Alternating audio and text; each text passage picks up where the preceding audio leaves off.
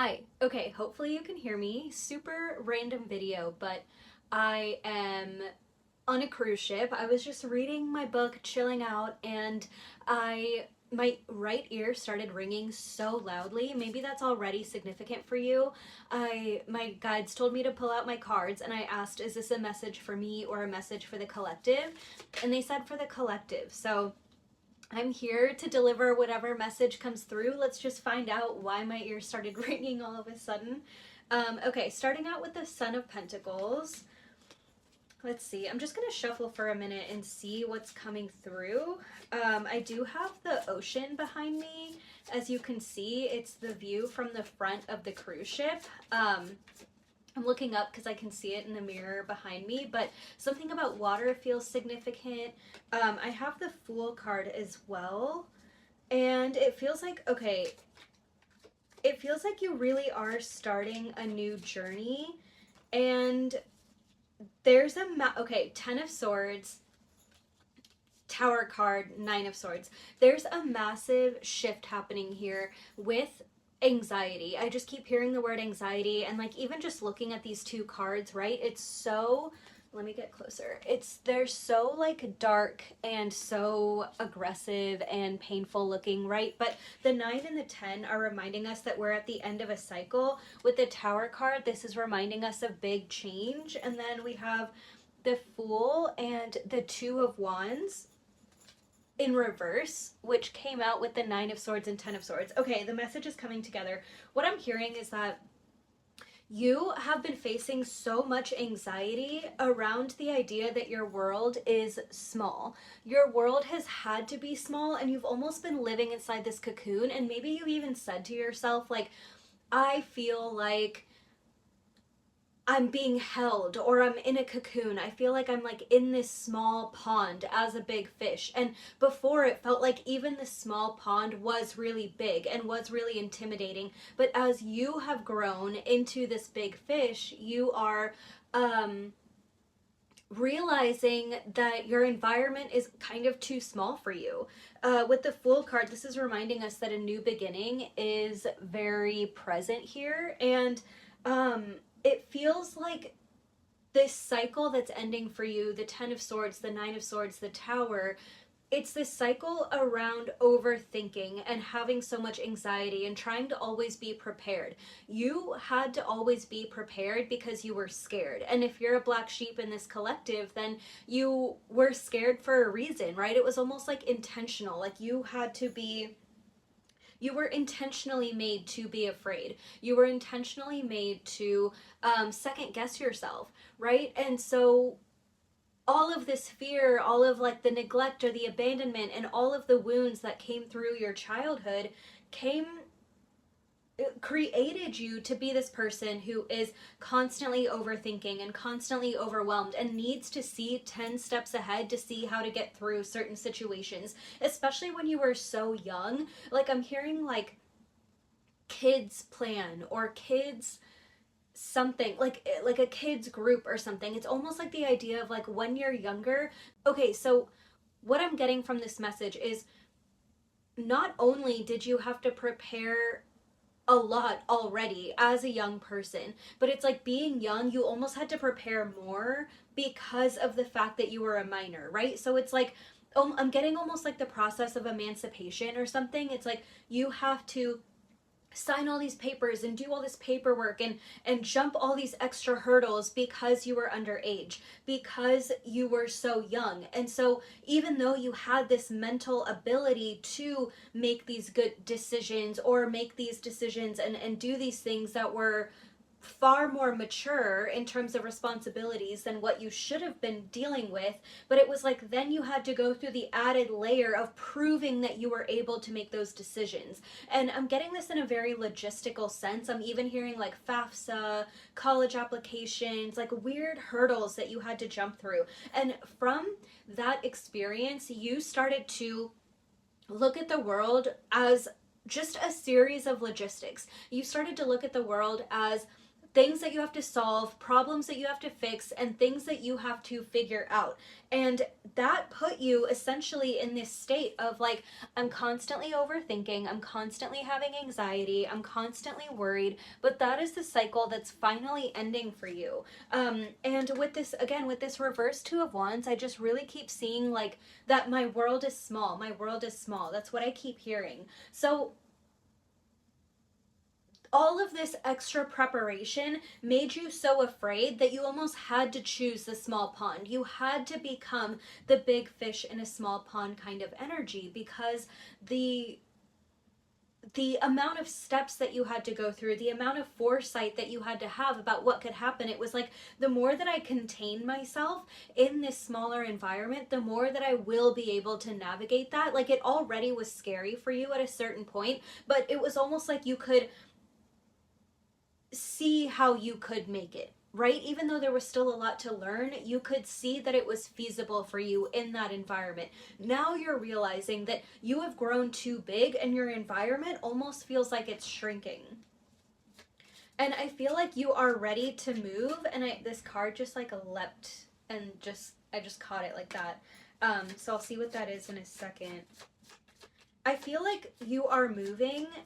And the card that I just got on the bottom was the Father of Wands, so the King of Wands. So this is telling me that you're possibly moving in relation to some sort of creative energy or some sort of creative opportunity. I also just got the Mother of Wands, so I kind of love that, because the King and Queen of Wands are really showing that you do have this creative burst, right? And it's almost like I'm seeing like a highway, like a straight highway, and then like a winding dirt road.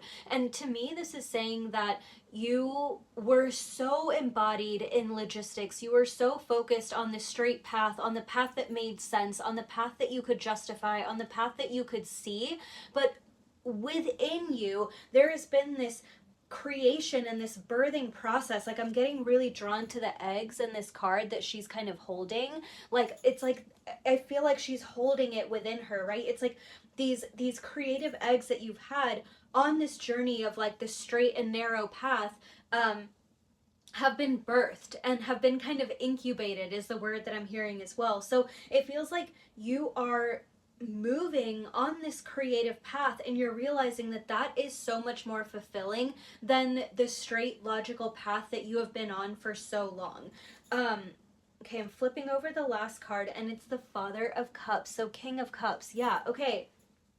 This feels related to the move, but it also feels like, okay, even with this being the cups and the wands, like, and all this king energy, it feels like you are finally allowing yourself to be in this place where you don't have to know the answers. You don't have to know how everything's going to work out. You are willing to be here now. There is something about being very present and being here now. You are learning that there is value in just being where you are, and that constantly looking for the next plan, the next path, the next step that you have to take is actually what's taking you out of your creativity, right? Being here now means you are okay with this windy road of creativity, because it is far more fulfilling than this path that you have to think down. Even the idea of like a highway, right? You have to know which exit to get off, and if you don't, then you're headed in the wrong direction, or you may just miss it entirely. But something about this dirt road, it feels like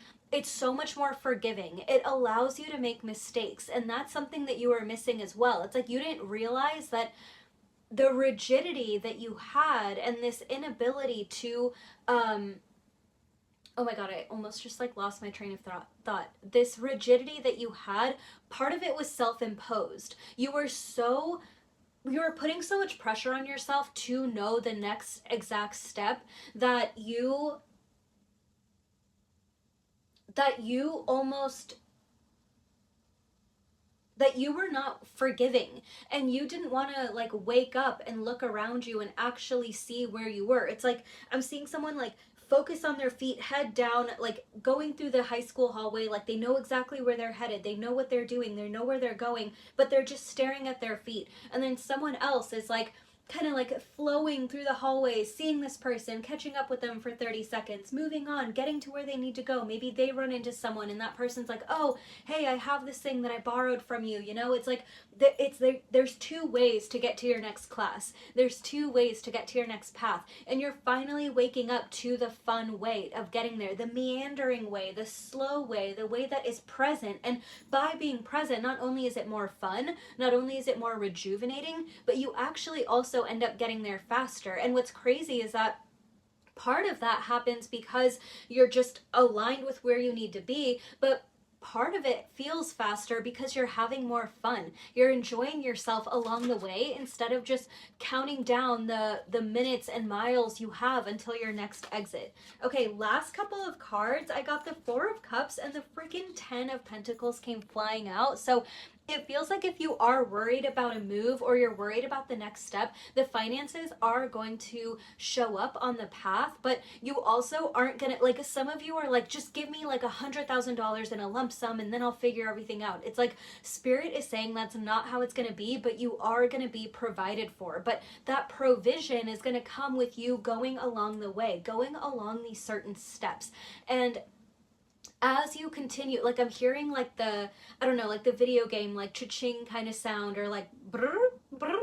Like I don't know what that sound is, but it feels like it's like a money bag of points that's being filled up. But it's like you have to make it to certain places on the map to access that coin, right? And that's what it feels like. And so you are having to move without the exact knowledge, without the exact ideas, but everything is going to meet you where you are. And that is truly like what is so beautiful. And this is actually, the Four of Cups is telling me that you are going to be more present. You are going to have more time to attune to your own emotional needs because you are being present. And it's almost like you had to be still in this cocoon energy in order for you to deal with the backlog of emotions that you had. Your childhood was so traumatizing and it was so difficult, and you moved through so much difficulty, and as you were moving through it in your later years, you were still being traumatized and impacted by low finances, by difficulty, by bad relationships, by people turning their backs on you, right?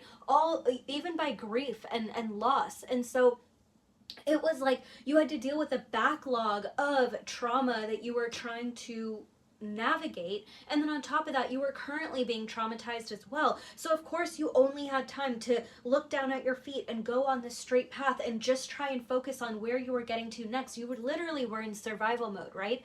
But with this path, because you took the time to address the backlog of trauma and emotions that you had, you are now free to move however you want. And so this Four of Cups is telling me that as things do come up, you have the ability to, and the resources and the knowledge and